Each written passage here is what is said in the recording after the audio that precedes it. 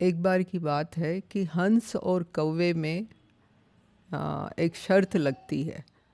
कौवा सोचता है कि मैं बहुत ऊंचा उड़ सकता हूँ और हंस कहता है कि ऐसा नहीं है। तो कैसे कौवे का घमंड ख़त्म होता है, ये कहानी वही बताती है हमें।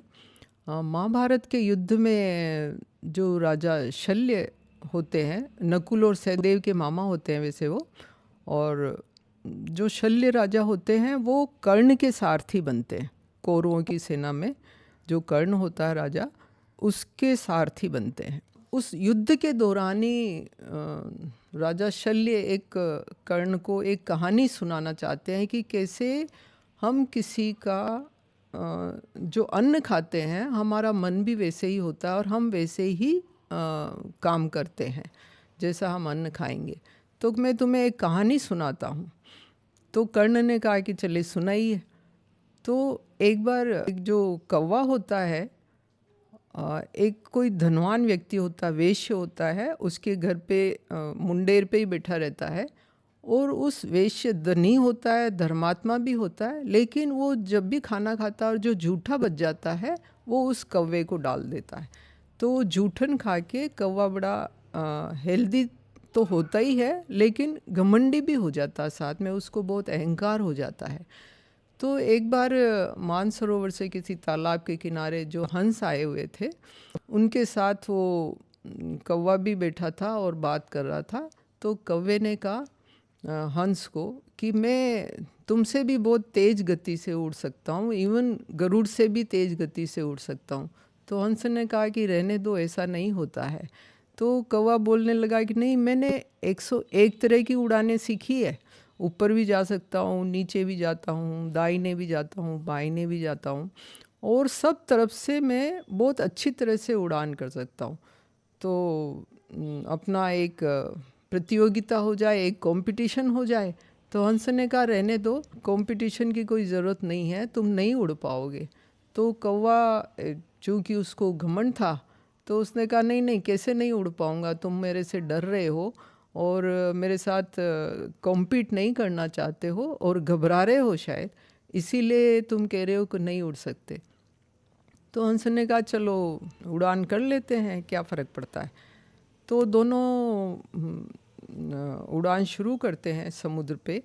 और हंस तो अपनी जो उसकी मृदुल गति होती है उसी से ही उड़ता है, और कौवा भी शुरू शुरू में तो काफ़ी तेज़ उड़ता है, लेकिन थोड़ी दूर जाने पर ही कौवे के जो पंख होते हैं थक जाता है वो, और उसके पंख पानी में भीगने से लगते हैं और वो घबराने लग जाता है। तो हंस कहता है कि भाई क्या बात हो गई, ऐसा क्यों कर रहे हो। तो कौवा एकदम परेशान हो जाता है और वो कहता है कि मैं बहुत थक गया हूँ, और इतना थक गया हूँ कि मुझे ऐसा लग रहा है कि मेरे प्राण ही निकल जाएंगे।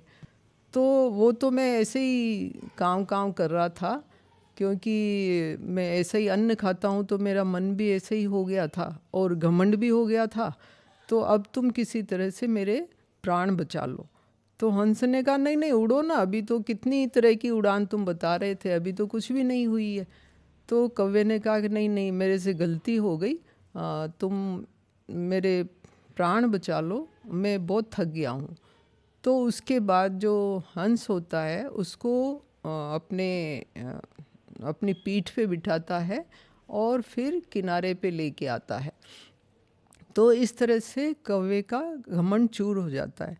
तो राजा शल्य फिर कर्ण को पूछते हैं कि देखो कौवे की गति कैसी हुई, क्योंकि वो दूसरों के भोजन का जो जूठा खा रहा था और उसमें इतना अहंकार हो गया था। और इसी तरह मुझे लगता है कि तुम भी कौरवों की सेना का ऐसे भोजन खा रहे हो, अधर्म के साथ लड़ रहे हो, इसलिए ऐसा मुझे लगता है कि तुम्हारा अंत भी कहीं कौवे जैसा नहीं हो जाए। और अभी भी समय है, अभी भी तुम पांडवों के साथ जाके सत्य का साथ दो और उधर मिल जाओ। पर कर्ण मानता नहीं है, और हम देखते हैं युद्ध में कि फिर अंत भी उनका वैसा ही होता है।